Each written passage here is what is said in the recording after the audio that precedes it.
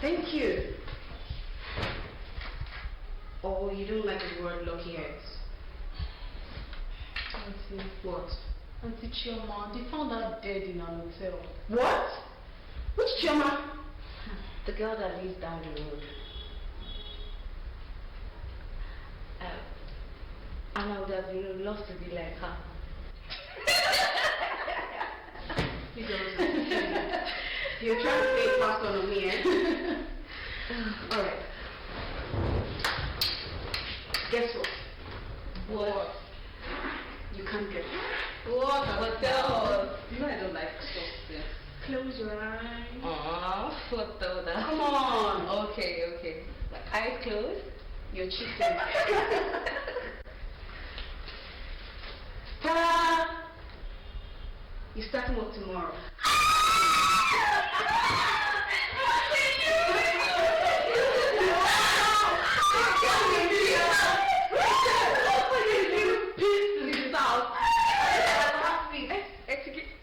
Yes?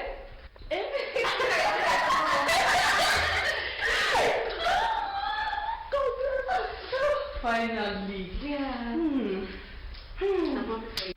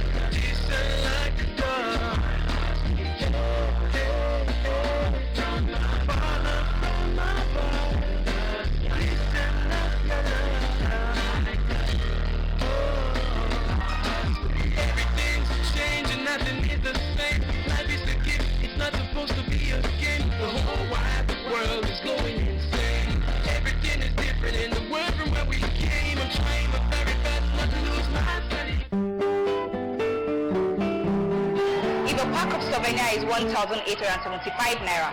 How much will it cost to get for 750 guests? 1,406,250 naira. Correct. So girl is very sharp. She takes after her brother. For years, cowbell milk has been building great minds and strong bodies. Ma, me too. I like to have brain. Cowbell, our milk.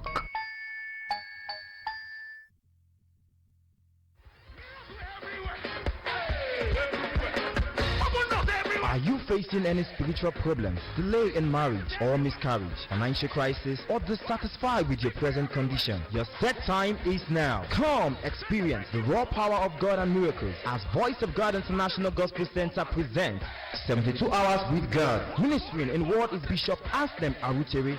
Turning point, positive turning point in every aspect of your life. Date Tuesday 8th to Thursday 10th October 2019. Time Tuesday 8th to Wednesday 9th 3 p.m. to 6 p.m. and Thursday 10th Wonders Online 10 p.m. Venue number 5 Ovie Palace Road off Efun Sapele Road, Efun Delta State, Nigeria. For more inquiries call 081-641-11403. Come as your miracles and testimonies await you. This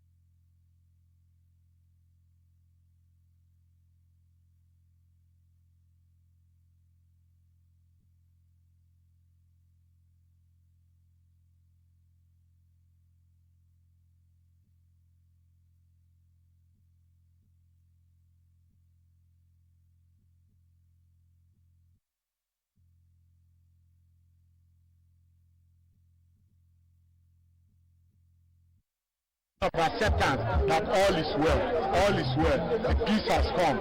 Peace has come to Alaja and Asaba, and we thank God for that. Some indigenes of Alaja and Isaba community, including the Obi of Udu Kingdom, Oweru I, the regent of Isaba Kingdom, Chief John Ekpedo, the Udu local government chairman, Chief Jite Brown, its counterpart from Warri Southwest local government, Mr. Taye Duke, amongst other, thanks the effort of the state governor and the special advisor towards ensuring that Alaja and Isaba community embrace peace.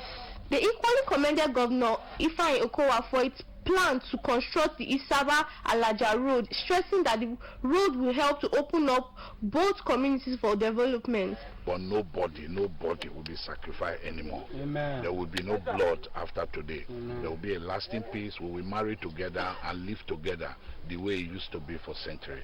So, but today I give glory to God. I thank God for Shifuzo, the 2 local government chairmen, both traditional rulers, the committee, 10 members each side, who came out with their sincere mind to say this must be done. I bless them and I ask God to do for them what they cannot do for themselves. Amen. I believe I'm speaking on behalf of Isaba Kingdom, and the Isaba people has been looking forward for a day like this, and God has bring it to pass. Our governor, he took it upon himself that he want to do something for these 2 communities, that these 2 communities should come together, and really it has come together today. And we are happy. Even like day before yesterday, when there is no Isaba and Alaja, all of them enter this road without no security. That to show that the peace has started. It's a long awaiting one. We thank God that we are all here today. Both communities are here, and all representatives, stakeholders that are part of this whole thing are all here today. Well, I want to thank God because it's not easy to build peace. But the level we are today, I think is a great one that all parties have embraced, and we have the blessings of our elders and leaders as far this process is concerned. Because we've seen so many hindrances, so many temptations, trials, but the Almighty God told us that whatever He says or decree, that shall become to pass. Now what we are seeing here today is the beginning of a new dawn. I want to thank first my brother, big brother, Kislorere, who initiated this whole process, and then our state governor, who took it upon himself that what he has started, he will ensure that it is done and completed. And I want to thank God for it. I want to thank God for the representative of the governor, Chief Uzo himself, who is here present today with us, who has come to put finishing touch to the whole of this process. So I give God the glory and honor. God has made it possible for us for today to come. We know today will come, surely, because God is a peacemaker. I want to thank the 2 communities. It's a wonderful day because we are aware that there's no alternative to peace. Today we have achieved peace and enjoying them to maintain this peace that we have recorded today. The community leader who expressed joy over the settlement of crisis between Alaja and Isaba community advised that the peace building and conflict resolution to extend the peace settlements to Ogbijo community. Meanwhile, the Ovi of Udu Kingdom and regions of Isaba have signed a peace deal to put an end to the age-long crisis bedeviling the Alaja and Isaba neighbors. President General of Oya Community, Chief Matthew Upara, has added his voice with other residents of the community calling on the Inspector General of the Nigerian Police to report Mr. Aniten Eyong to the Oya and Laja Police Station so as to assist curtail criminal activities in the area. Chief Upara made this known at the town hall meeting in Oya, stated that the abrupt removal of former DPO Aniten Eyong from the Oya Police Station led to so much crimes as residents can hardly sleep with their eyes closed. The report. Criminality in Oya, a fast-growing urban community, seems to be gaining ground over the past few months. This development has instilled serious fear on the minds of residents who sleep with one eye open. Armed bandits, cultists, and other unidentified persons seems to have taken the security of the area for granted.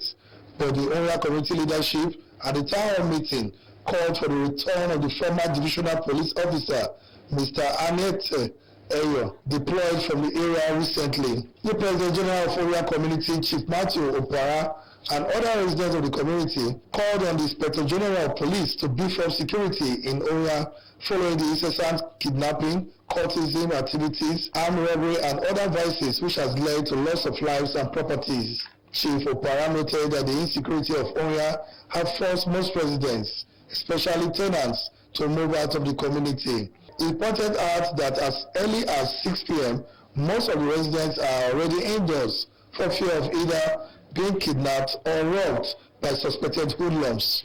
He appealed to the Inspector General of Police and other relevant authorities to fast-track the transfer of DSP Annette Eyo back to Onya Alaja Police Station in order to help combat crimes in the area to the barest minimum. In recent times, scores of persons have been killed. Several have raised, while property worth millions of naira have been stolen and destroyed by hoodlums. It is a complex situation for the very fact that sometimes it will seem as fight between secret force rival groups, while it's a direct attack on innocent and law-abiding citizens in some other times.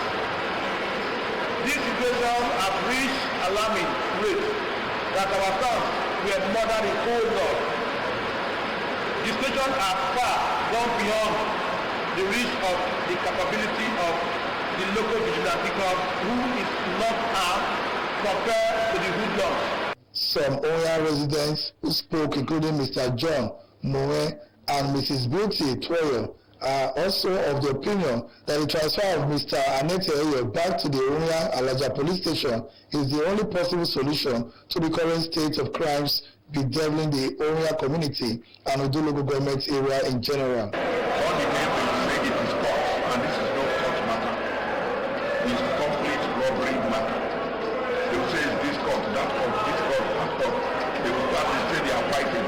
How can a court fight and start, destroying vehicles? The only thing it is the government to come in. We the mothers and the part of this community, we need them for the government. Tell the school here, when our government have already prepared for us, the school is so good. Now, we prepare the kids that they call them for the school here. Everything is okay, both death and the government have provided this school for us. We don't want to come and temper the school with us. They don't want them to harass the students. The students and the teachers, tell the primary school and the secondary school. We call on the government to come and save our life. Meantime, the Oria community leader and other residents say the success of Annette Eyo in B Division Wari and Ebrumede police stations, respectively, is remarkable and should be replicated in Udu.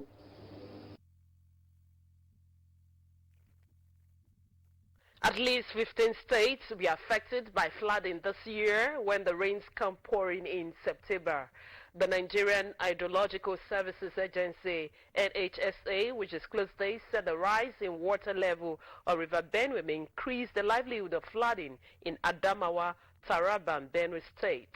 Director General of the agency, Clement Inze, who disclosed this in Abuja, said water from 6 out of the 8 countries that make up the Niger Basic Authority has arrived in Nigeria as of today. Meanwhile, a heavy downpour in Calabar, the Cross River State capital, has rendered many people homeless. No fewer than 6 buildings and properties worth millions of naira have been destroyed by the heavy rainfall at Yangasang community in Antimbo area of Calabar municipality. The heavy downpour also renders some landlords homeless and making them become tenants.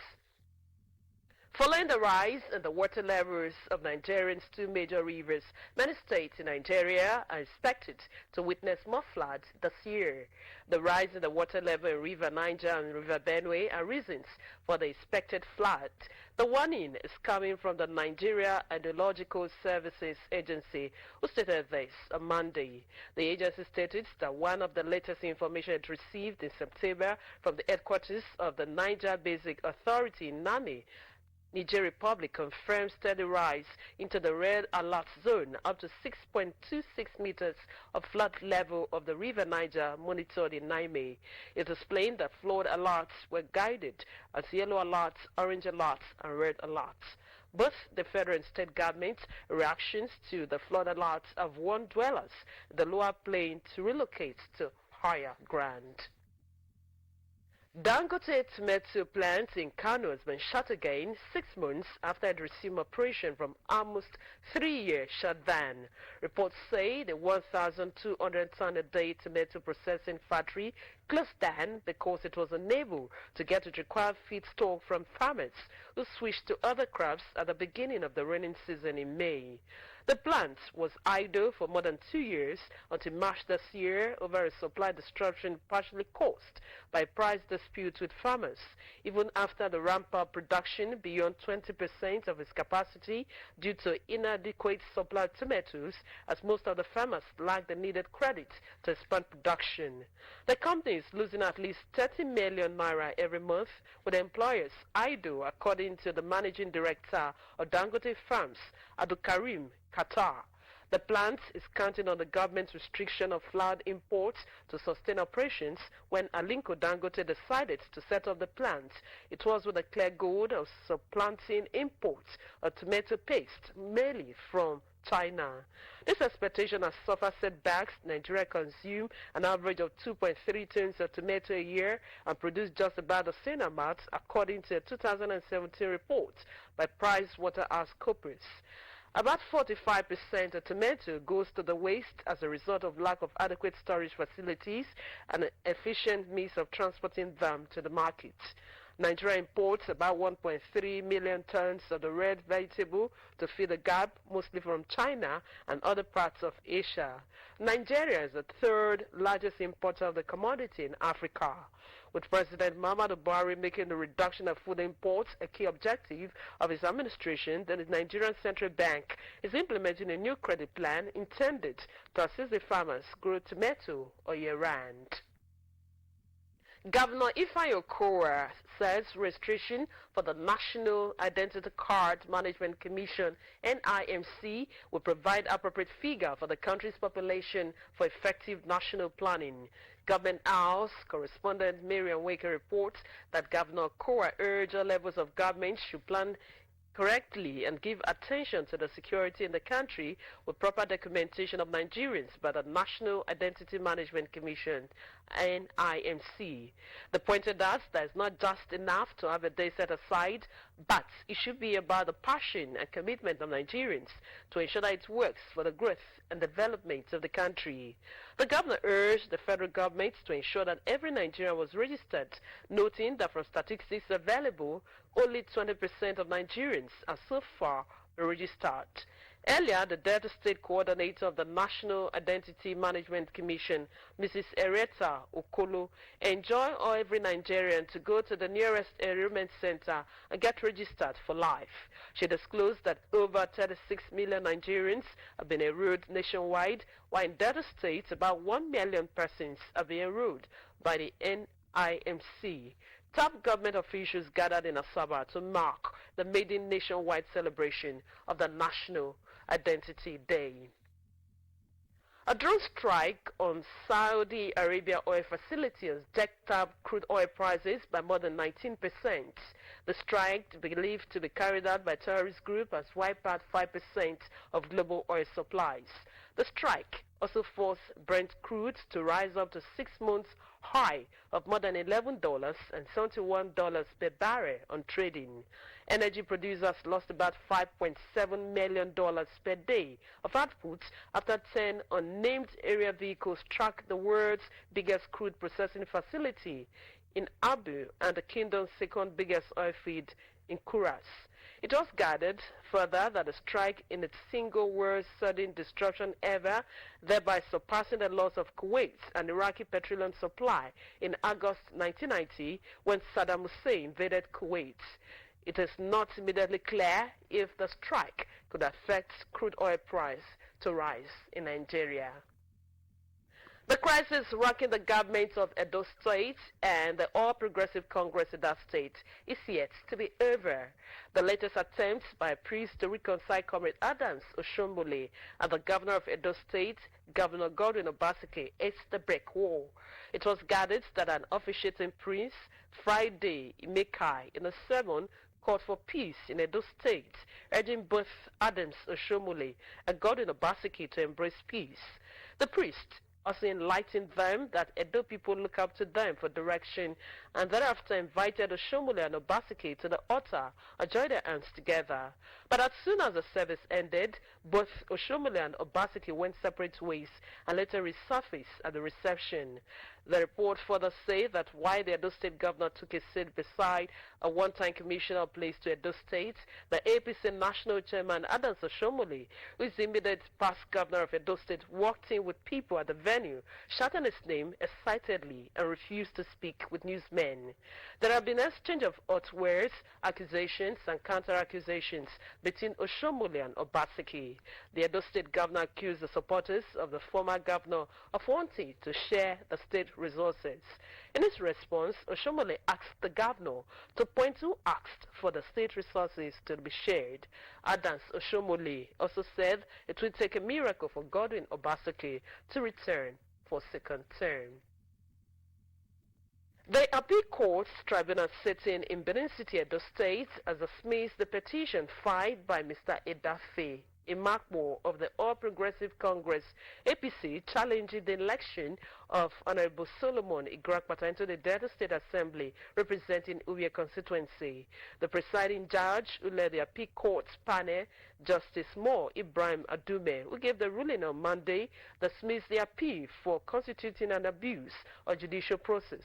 The judge affirmed the ruling of the lower tribunal, which had earlier given victory to Honorable Solomon Igrakpata. The kidnapping of innocent persons by armed bandits across the 6 geopolitical zones of Nigeria has continued unabated. This is despite efforts and dragnets put in place by the top hierarchy of the Nigerian police force. The governor of Katsina State, Aminu Masari, has however struck a deal with armed bandits in the state.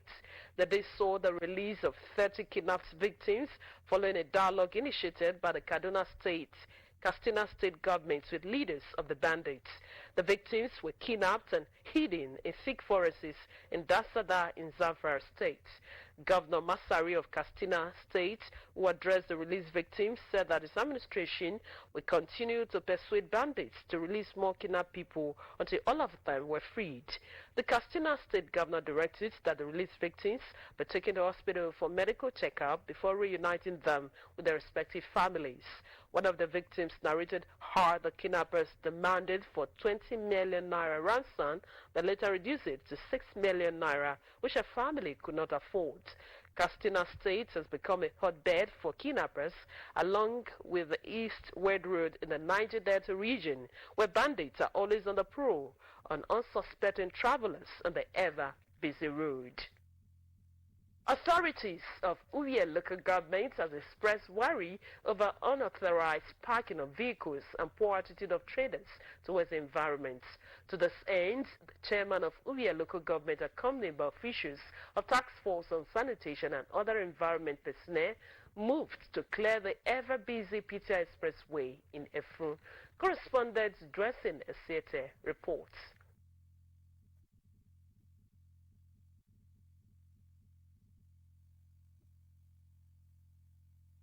This is not the first time that council officials led by the chairman, Honorable Ramsey America, will move to clear the PTI Expressway of unauthorized parking of vehicles, especially those owned by transporters. Petty traders at both ends of the ever-busy PTI Expressway were also told to move back and make the environment clean. Honorable Onoyake, who was accompanied by the Secretary to Uwie Local Government, Mr. Francis Umuro, an engineer, and the Supervisor for Environment, Honorable Ted Mawe, said the operation will also move to Japa, Refinery, and NRS junctions, all in Uwie Local Government area, while clearing the area of illegal structures and other nuisances. The Uwie Council Chairman was met by Local Government Chairman from Warri South, Dr. Michael Tidi, and his counterpart from Okpa Chief, Jessa Scott, who commended the chairman of his efforts so far. Honorable Onoyake, however, advised the motorists and other petty traders on a clean environment. Notice that in between the hours of 3 and 5 in the evening, these people that are going to your movie and they don't want to go around the tour and run about. So they always go against the traffic. But what we discovered so far, we notice that the people that are really beating this traffic, they are uniformed men. They are uniformed men. So in a situation whereby we discover that 1 or 2 persons that are going are on uniform, we don't expect the other citizens to just go around. They too feel nobody is above the law. Let them go through this route. Hence we decided to come out today. We are using this opportunity to let them know that after now, we're going to take other drastic measures. So we want to appeal to every motorist that they should take the right channel by going through the DFA roundabout to make that call. The Secretary to Uwe Local Government, Mr. Francis Umuro, an engineer, spoke further on the poor attitude of residents to cleanliness and advised them to have a change of heart. They should keep the law. Be themselves. Make sure you drive accordingly, not to start to drive against traffic. I think it's not the best for any society. Thank you, sir. ULC, a theater report. You're still watching the DRTV news. We'll take a breather here. More reports when we return. Do stay tuned.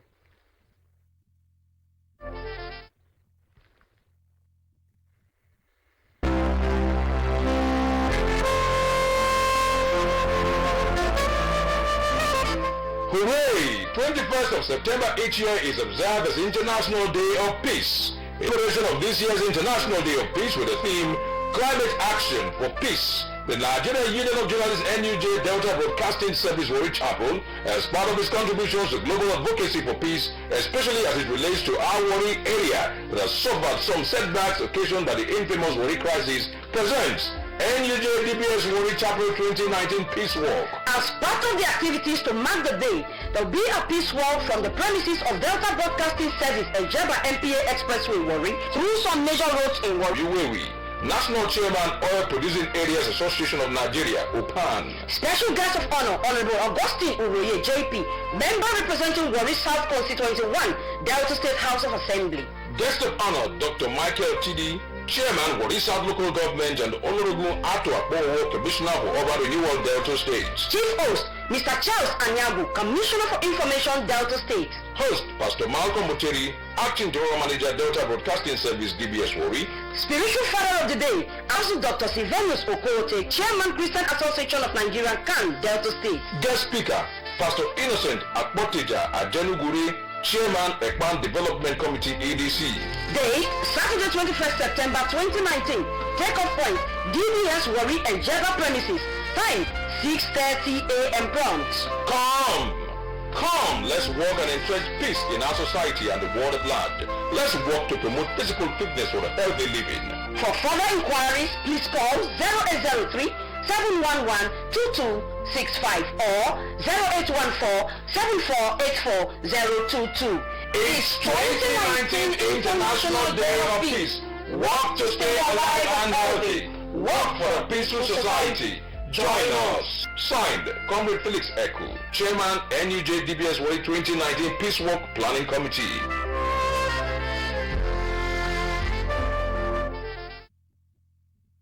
Thanks for joining us again on the news. The need for Christians to actively participate in politics in order to change the narrative and become instruments of good governance was the main focus of a one-day brothers seminar organized by the ER branch of the Church of Christ Warri on Saturday. The Deputy Majority Leader of the House of Representatives, Right Honorable Peter Patterson, who presented a paper at the seminar alongside 2 other resource persons, said the way to set the country on the path of greatness is when Christians realize their role in nation building in line with the biblical principles.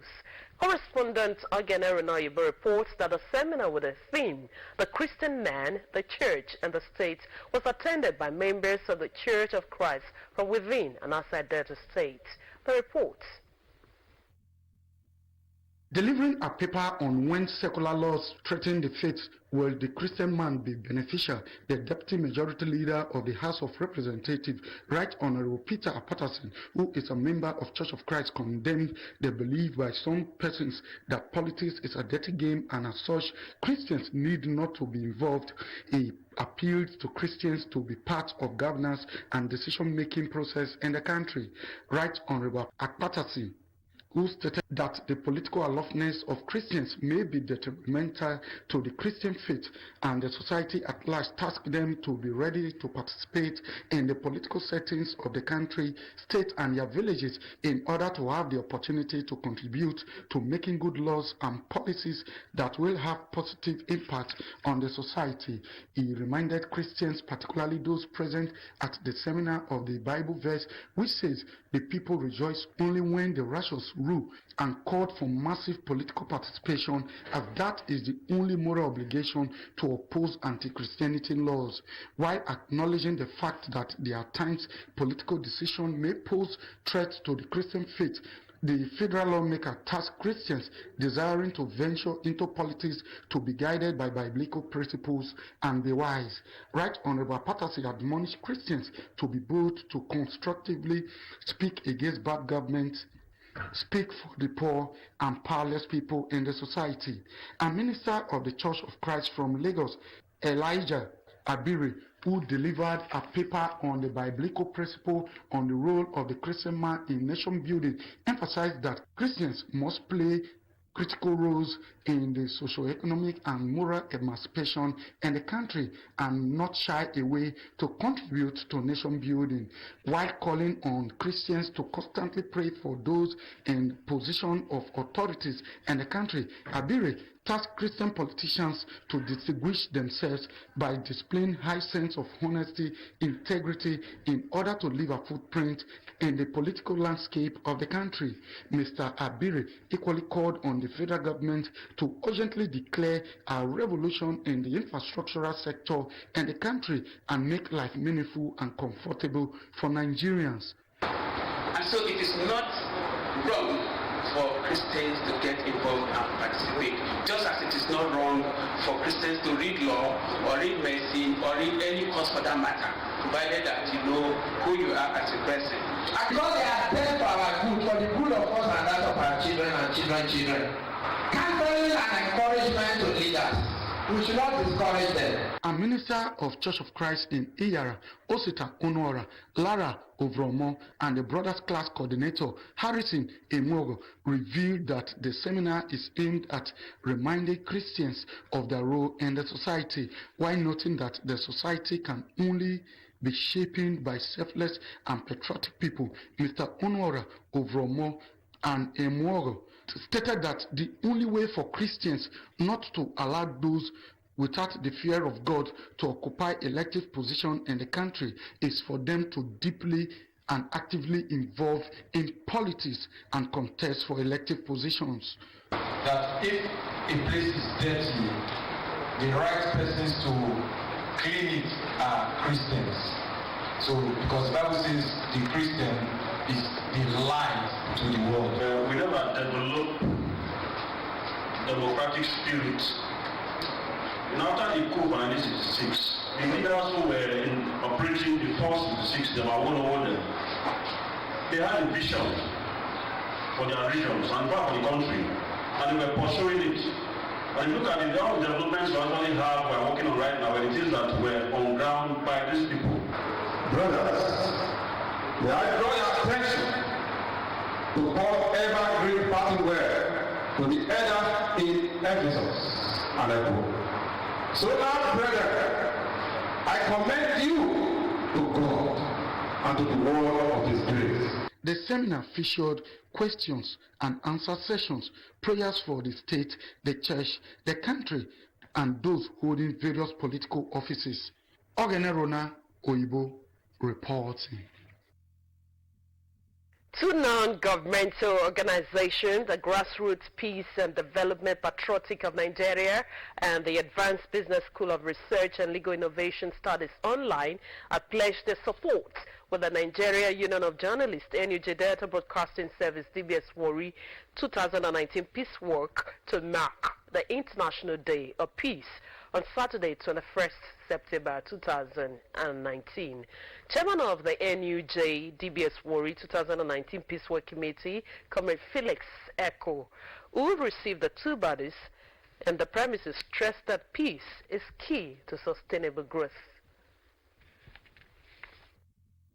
The National Coordinator of Grassroots Peace and Development Patriotic of Nigeria, Chief Anthony Omamuzu, and the Executive Director of Advanced Business School of Research and Legal Innovation Studies Online, Professor Teddy Idiabata, were received by the Chairman of the Nigeria Union of Journalists, NUJ DBS Warri 2019 Peace Walk Committee, Chairman Comrade Felix Eku, on behalf of the committee. Chief Omamuzo and Professor Diabeta both said that their decision to partner with NUJ DBS Warri Peace Walk was to ensure the promotion of peace in Warri. They called on the members of the public to always refrain from acts that would trigger violence and crises and employ them to rather engage in dialogue.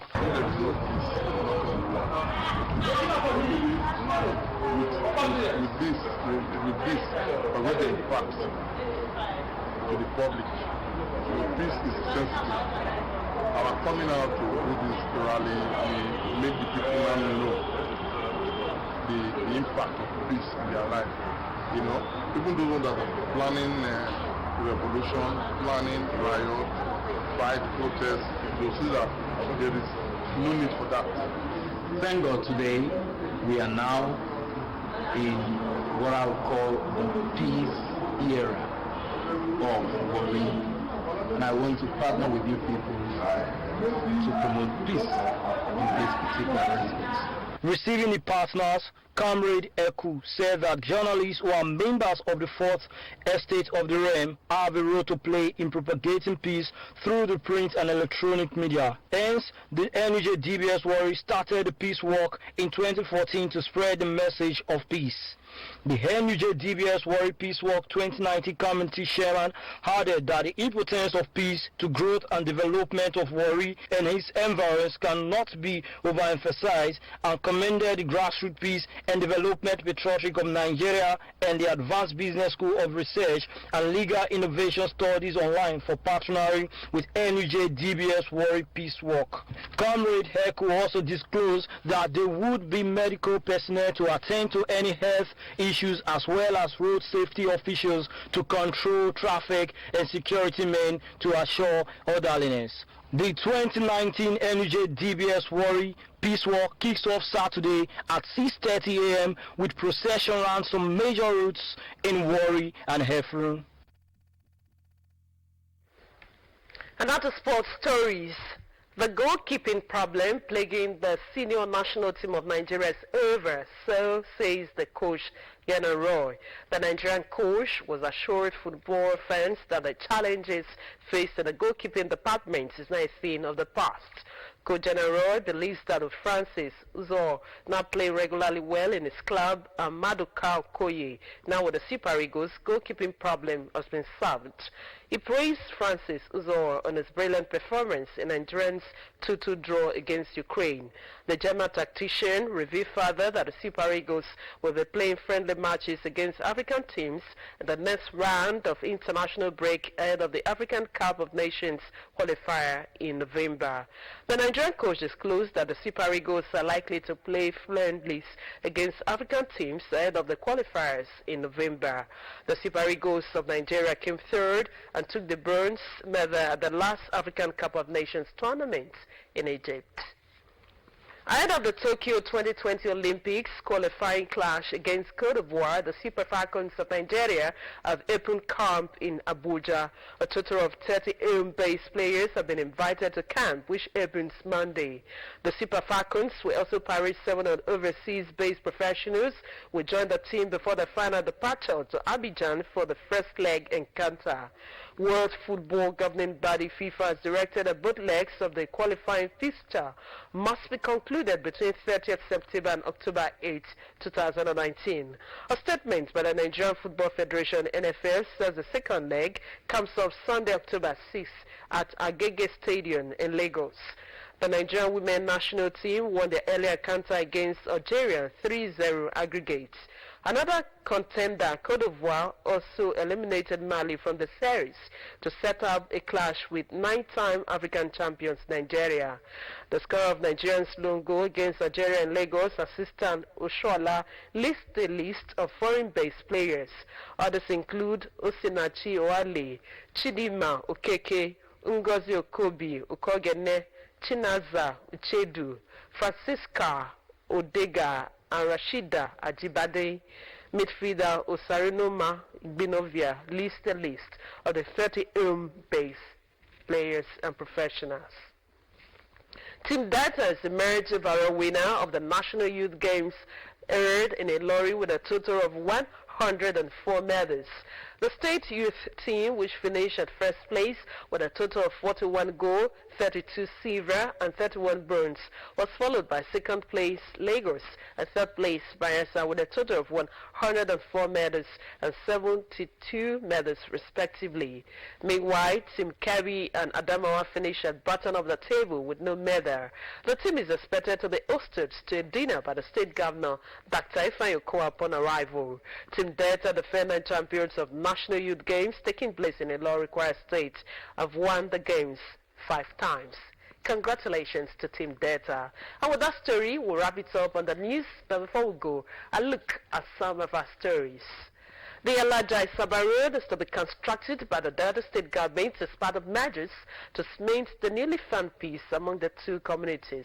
The special advisor to the Delta State governor on peace building and conflict resolution, Chief Edwin Uzo, made us known during his visit to Alajan-Isaba communities in Udu and Warri South West local government areas. I also brought you the report that the Nigeria Hydrological Services Agency says there may be increased flooding in some states in the country because of the rise in the water level of the River Benue and River Niger. The agency's Director General, Clement Nze, who said this in a press conference in Abuja, said that water from 6 out of the 8 countries that make up the Niger Basic Authority had arrived in Nigeria. That does it on the news. Thanks for being there to stay tuned for more programs on TV. Bye-bye.